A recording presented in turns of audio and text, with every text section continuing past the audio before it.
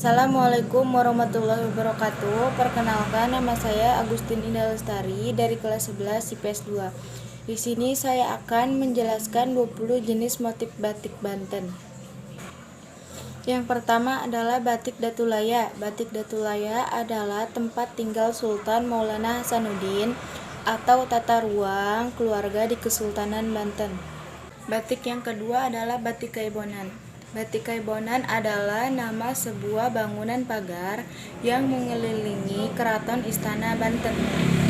Batik ketiga adalah batik Kapurban. Batik Kapurban adalah nama gelar yang diberikan kepada Pangeran Purba dalam penyebaran agama Islam. Batik yang keempat adalah batik Kawangsan. Batik Kawangsan adalah nama gelar yang diberikan kepada Pangeran Wangsa dalam penyebaran agama Islam. Batik yang kelima adalah batik Kesatriaan. Batik Kesatriaan adalah nama sebuah perkampungan tempat belajar agama di pesantren di lingkungan Kesultanan Banten. Batik yang keenam adalah batik Langit Maita.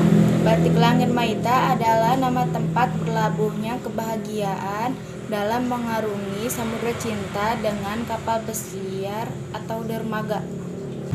Batik yang ketujuh adalah batik Mandalikan. Batik Mandalikan adalah nama gelar yang diberikan kepada Pangeran Arya Mandalika dalam penyebaran agama Islam. Batik yang kedelapan adalah batik Memoloan. Batik Memoloan adalah nama sebuah konstruksi bangunan atap, menara, masjid, dan pendopo Kesultanan Banten. Batik yang kesembilan adalah batik Pamaranggen. Batik Pamaranggen adalah nama tempat di mana para pengrajin keris dan aksesoris keris di lingkungan Kesultanan Banten. Yang ke-10 adalah batik Pancaniti. Batik Pancaniti adalah nama tempat atau bangsal di mana Sultan Maulana Hasanuddin menyaksikan para prajuritnya berlatih di lapangan. Yang ke-11 adalah batik Panembahan. Batik Panembahan adalah nama gelar Sultan Hasanuddin dalam penataan negara pada kejayaan Keraton Kesultanan Banten.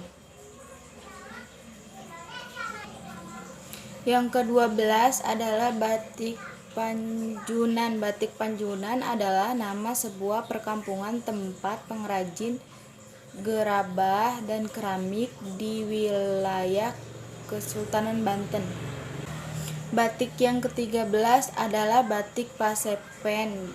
Batik Pasepen adalah nama tempat tata ruang istana tempat Sultan Maulana Hasanuddin melakukan meditasi di Kesultanan Banten. Yang ke-14 adalah batik Pasulaman. Batik Pasulaman adalah nama tempat tinggal di mana para pengrajin sulaman di lingkungan Kesultanan Banten. Batik yang ke-15 adalah batik Pejantren. Batik Pejantren adalah nama tempat di mana para pengrajin tenunan di wilayah Banten. Yang ke-16 adalah batik Sabakingking. Batik Sabakingking adalah nama gelar Panembahan Sultan Maulana Hasanuddin dalam penyebaran agama Islam.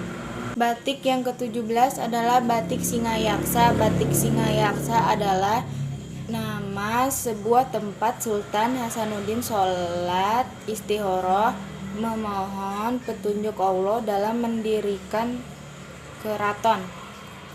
Batik yang ke-18 adalah batik Sri Manganti. Batik Sri Manganti adalah nama tempat atau selasar di pendopo Kesultanan Banten untuk raja atau sultan menanti. Batik yang ke-19 adalah batik Wamilahan. Batik Wamilahan adalah nama sebuah perkampungan tempat pengrajin pembelah bambu dan tikar di lingkungan istana. Batik yang terakhir adalah batik Surosoan. Batik Surosoan adalah nama tata ruang tempat menghadap raja atau sultan di Kesultanan Banten. Sekian dari saya. Wassalamualaikum warahmatullahi wabarakatuh.